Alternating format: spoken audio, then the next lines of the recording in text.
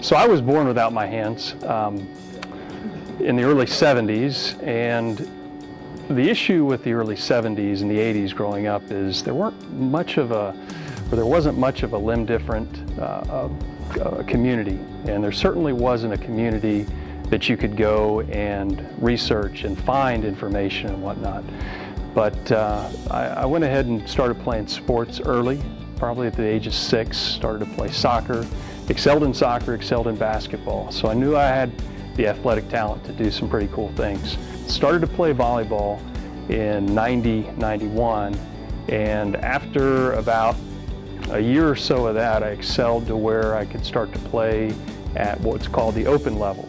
And at the open level, I ended up continuing to play at a high level through college, and then traveling around the world playing volleyball with the U.S. Paralympic team. Was able to play in 3 Paralympic Games, and that was all made possible because I had a mentor. And that mentor is a guy named Dennis Lee.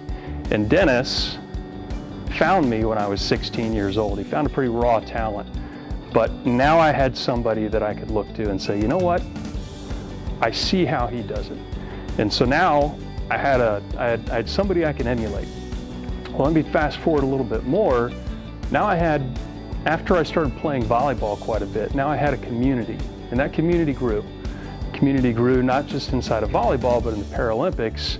You got to meet this large group of people, not just in your country, but all over the world, who had the same type of approaches that you did, same struggles, same issues, et cetera, et cetera. So the quiet, shy Dave kind of went away. Now all of a sudden we had the guy who knew that he could do some pretty cool things. So after I started playing in college and playing in the Paralympics and whatnot, started to coach, started to figure out some really cool things from strength and conditioning. I played the sport of volleyball for about 22 years, and after I continued to play and get better and do all that other cool stuff, started to bring some kids along.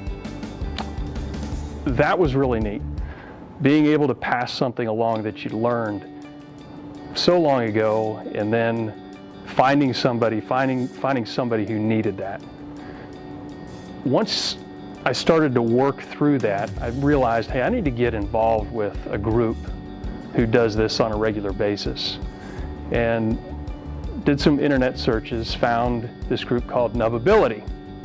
Now, Nubability was still a little early on, and unfortunately I missed the first camp. After I got in and started to work with the kids, working on strength and conditioning, working with volleyball, working with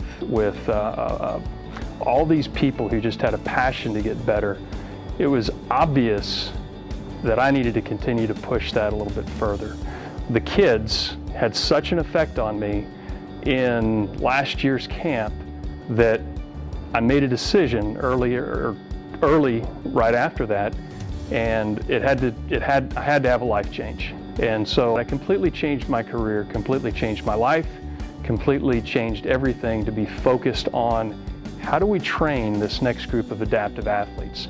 Is there somebody out there who can do even better things and more impressive things if they have that launching pad, if they have that approach to go and not worry about boundaries, taking it from, hey, what did Dave learn for his first 42 years, and how do I build on that?